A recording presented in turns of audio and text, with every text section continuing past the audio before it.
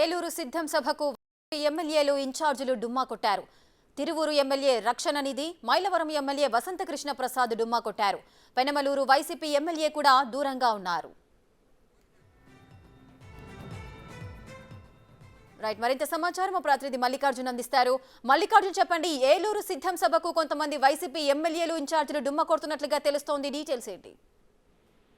రేఖ, ఏదైతే ఎన్నికల వైసీపీ సిద్ధం పేరుతో కూడా సభలను నిర్వహిస్తా ఉంది. ఇప్పటికే భీమిలిలో ఉత్తరాంధ్రకు సంబంధించి 3 జిల్లాలకు సంబంధించి అక్కడ కార్యకర్తలకు సంబంధించి సభను నిర్వహించారు. ఈ రోజు ఏలూరులో అంటే తూర్పు గోదావరి, పశ్చిమ గోదావరి, కృష్ణా ఉమ్మడి 3 జిల్లాలకు సంబంధించి కార్యకర్తలకు, నాయకులకు సంబంధించి అక్కడ సభను నిర్వహిస్తా ఉన్నారు. ఈ సభకు కూడా ఉమ్మడి కృష్ణా జిల్లాలో సంబంధించిన ఎమ్మెల్యేలు 3 ఎమ్మెల్యేలు కూడా దుమ్మాగొట్టిన పరిస్థితి కనిపిస్తా ఉంది. ప్రధానంగా తిరువూరుకు సంబంధించి ఒకసారి మనం చూసుకుంటే అక్కడ తిరువూరులో ఇటీవల కేశినేని నాని జాయినింగ్ తర్వాత అక్కడున్న టీడీపీకి సంబంధించిన మాజీ ఎమ్మెల్యే స్వామిదాసు జాయిన్ అవడం జరిగింది. ఆయనకి రీసెంట్ గా కూడా ఆ లిస్ట్ లో అతని పేరు అంటే నియోజకవర్గ సమన్వయకర్తకు కూడా వైసీపీకి సంబంధించి అతని పేరు ప్రకటించడంతో అక్కడున్న సిట్టింగ్ ఎమ్మెల్యే ఎవరైతే ఉన్నారో రక్షణ ఇది కూడా ఆయన అవమానకరంగా ఫీల్ అయ్యారు.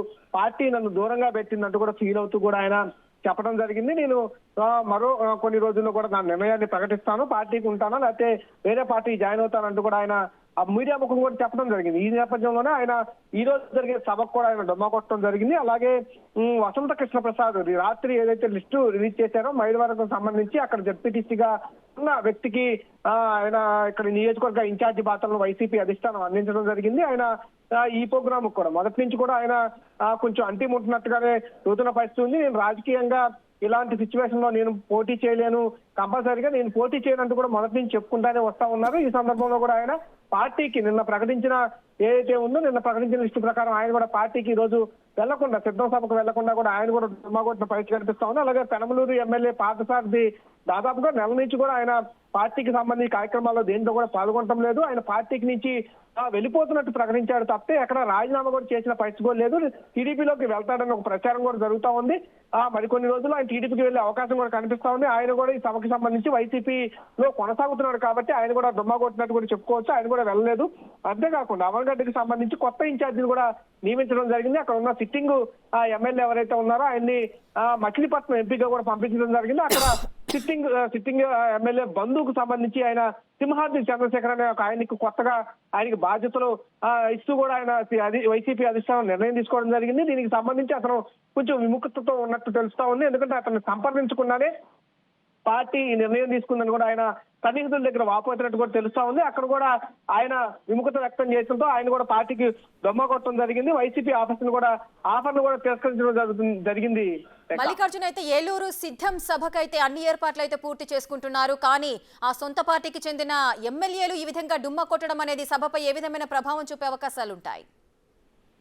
కంపల్సరీగా, ఎందుకంటే రేఖ ఏదైతే ఉత్తరాంధ్రకు సంబంధించి సభను కొంచెం విజయవంతం చేసుకున్నామని చెప్పి వైసీపీ భావిస్తున్నప్పటికీ అనుకున్న స్థాయిలో మటుకి అక్కడ ఉన్న కార్యకర్తలు కానీ, నాయకులు కానీ, అభిమానులు కానీ రాలేదని ఒక చర్చ అయితే కూడా నడుస్తా ఉన్న పరిస్థితి కనిపిస్తా ఉంది. రెండో సభ జరుగుతున్న నేపథ్యంలో ఏలూరు జరిగే సభను మరింత విజయవంతం చేయాలని వైసీపీ అధిష్టానం ఇప్పటికే జిల్లాలకు సంబంధించి 3 జిల్లాలు, ఉమ్మడి జిల్లాలకు సంబంధించిన వైసీపీ ఎమ్మెల్యేలకు, అలాగే అక్కడున్న మంత్రులకు, అలాగే ఇన్ఛార్జీలకు కూడా బాధ్యతలు నియోజకవర్గం నుంచి 20 నుంచి 25,000 మంది ఆ కార్యకర్తలు, నాయకులు, అభిమానులు అందరినీ కూడా తీసుకురావాలని కూడా కానీ కొన్ని నియోజకవర్గాల్లో నాయకులు, ఇన్ఛార్జీలు కూడా విముఖత వ్యక్తం చేయడం జరుగుతూ ఉంది. ఏదైతే పార్టీ తీసుకుంటున్న నిర్ణయాలకు సంబంధించి అంటే సీట్లకు సంబంధించి మార్పులు చేర్పులు చేస్తున్న నేపథ్యంలో వారికి ఇష్టం లేకపోయినా కొన్ని నియోజకవర్గాలకు వాళ్ళకి వెళ్లాల్సి వస్తుంది.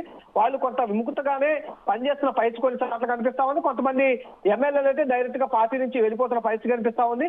ఈ నేపథ్యంలోనే ఈ సభకు సంబంధించి ఏర్పాట్లు చేస్తున్నప్పటికీ అనుకున్న స్థాయిలో జనం అయితే వస్తారా లేదా, కార్యకర్తలు, నాయకులు, అభిమానులు వస్తారా లేదా అనేది కొంచెం వేచి చూడాల్సిన పరిస్థితి కూడా ఉంది. ఎందుకంటే ఇన్ఛార్జ్ ఒక పక్క నుంచి కొత్త ఇన్ఛార్జీలు అంటే కొన్ని నియోజకవర్గాల్లో మార్పులు చేర్పులు చేస్తున్న నేపథ్యంలో వాళ్ళు ఇంట్రడ్యూస్ చేసుకోవాల్సిన పరిస్థితి అక్కడ స్థానికంగా ఉంటుంది. అప్పుడు దాకా ఉన్న సిట్టింగ్ ఎమ్మెల్యే కావచ్చు, సమన్వయకర్త కావచ్చు, ఎవరున్నా అక్కడి నుంచి వెళ్ళిపోయిన తర్వాత ఈ కార్యకర్తలకు కానీ, నాయకులకు కానీ, క్యాడర్ కి కొంత అయోమయానికి గురయ్యే అవకాశం ఎక్కువగా ఉంటుంది. కాబట్టి వాళ్ళు కోఆర్డినేషన్ చేసి తీసుకెళ్లాలంటే కొంత కత్తి మీద సాగు లాంటి వ్యవహారం ఉంటుంది కాబట్టి కంపల్సరిగా కొంచెం ఇబ్బందికర వాతావరణం ఉంటుంది. అక్కడ కోఆర్డినేషన్ చేసుకునే పరిస్థితి కూడా కనిపించట్లేదు. కొంత ఇబ్బందికర వాతావరణంలోనే ఈ సభను నిర్వహిస్తున్న నేపథ్యంలో కూడా అక్కడికి ప్రజలు మరి వీరు అనుకున్న స్థాయిలో వస్తారా రాదా అనే విషయం అయితే కొంత వేచి చూడాల్సిన పరిస్థితి అయితే కనిపిస్తా ఉంది. అంటే ఇప్పుడు ఉమ్మడి కృష్ణా జిల్లాలో చూసుకుంటే ఇప్పటికే దాదాపుగా 3 ఎమ్మెల్యేలతో పాటు కొత్త ఇన్ఛార్జ్ కూడా వెళ్ళకపోవడం సైతం కూడా ఈ 3-4 నియోజకవర్గాల పరిధిలో కూడా ఈ కార్యకర్తలు దాదాపుగా 1,00,000 మందికి వీళ్ళకి టార్గెట్ నియమించడం జరిగింది. 1,00,000 మంది కూడా తీసుకెళ్లే అవకాశం లేకపోవడంతో కొంత ఇబ్బందికర వాతావరణం అయితే కనిపిస్తా ఉంది రేఖ. మల్లికార్జున్, అయితే కొన్ని వందల ఎకరాలలో లక్షల మందితో కూడా ఈ సిద్ధం సభకు అందరూ కూడా సంసిద్ధంగా ఉన్నారు. కానీ కొంతమంది ఎమ్మెల్యేలు టికెట్లకు సంబంధించి కానీ వారు అసంతృప్తిగా ఉండడం వల్ల రాలేకపోతున్నట్టుగా కూడా తెలుస్తోంది. అదేవిధంగా ఈ పెనమలూరు వైసీపీ ఎమ్మెల్యే కూడా దూరంగా ఉన్నట్లుగా సమాచారం ఉంది. అయితే దీనికి సంబంధించి వారు ఎవరైనా స్పందించారా? ఈ డుమ్మా కొట్టడానికి సంబంధించి ఈ విషయంపై ప్రతిపక్ష పార్టీలు ఏమైనా స్పందిస్తున్నాయా? అనేక ప్రధానంగా చూసుకోవచ్చు. ఎందుకంటే సీట్ల మార్పులు ఎప్పుడైతే ప్రారంభమయ్యాయో అప్పటి నుంచి వైసీపీ అధిష్టానం మీద కొంత వ్యతిరేకత నాయకుల్లోనూ కార్యకర్తల్లో కూడా పెరుగుతూ వస్తూనే ఉంది. ఎందుకంటే నియోజకవర్గాలకు సంబంధించి తమ నేత మరోసారి ఇక్కడ పోటీ చేయబోతున్నారు అని క్యాడరు అవగాహనకు వచ్చిన నేపథ్యంలో పార్టీకి సంబంధించి కొన్ని సర్వేలు నిర్వహించాము.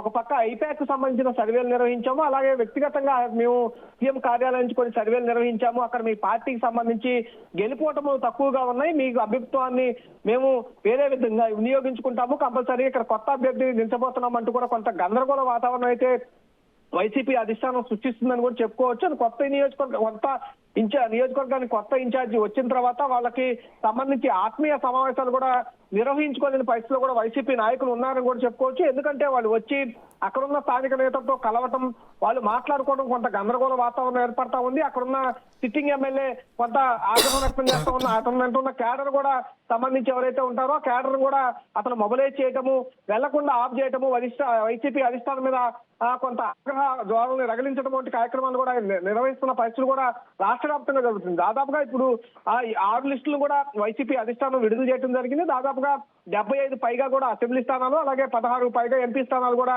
ఇప్పటికే ఇన్ఛార్జీలకు సంబంధించి మార్పులు చేర్పులు తీసుకురావడం జరిగింది. అలాగే 33 మంది పైగా సిట్టింగులకు వైసీపీ అధిష్టానం మొండి చూపించింది. ఈ నేపథ్యంలో కూడా జరుగుతున్న సభలకు అక్కడ ఉన్న నాయకులు కానీ, కార్యకర్తలు కానీ, అభిమానులు కానీ తరలించాలంటే కొత్తగా వస్తున్న ఇన్ఛార్జీలకు కత్తి మీద సాగుగా కూడా చెప్పుకోవచ్చు. పాతగా ఉన్న ఇన్ఛార్జీలు అయితే కొంత తీసుకెళ్తున్న ప్రయత్నం చేస్తున్నప్పటికీ కొంత ప్రభుత్వంపై వ్యతిరేకత ఉన్న నేపథ్యంలో కూడా ఇవన్నీ కూడా కొంత ఇబ్బందికర వాతావరణం అయితే కనిపిస్తున్న పరిస్థితి కనిపిస్తా ఉంది అన్ని జిల్లాల్లో కూడా. అంటే ఏదైతే ఇప్పుడు సభలు జరుగుతున్న ఉమ్మడి జిల్లాలకు సంబంధించి తూర్పుగోదావరి కావచ్చు, పశ్చిమ గోదావరి కావచ్చు, అలాగే కృష్ణా జిల్లాకు కావచ్చు, ఈ 3 జిల్లాలకు సంబంధించిన కార్యకర్తలను తరలించే ప్రయత్నం ఎంతసేపటికి చేస్తున్నప్పటికీ కొంత ఇబ్బందికర వాతావరణం అయితే వాళ్ళని తీసుకునే ప్రయత్నం కూడా జరుగుతుందని కూడా చెప్పుకోవచ్చు రేఖ.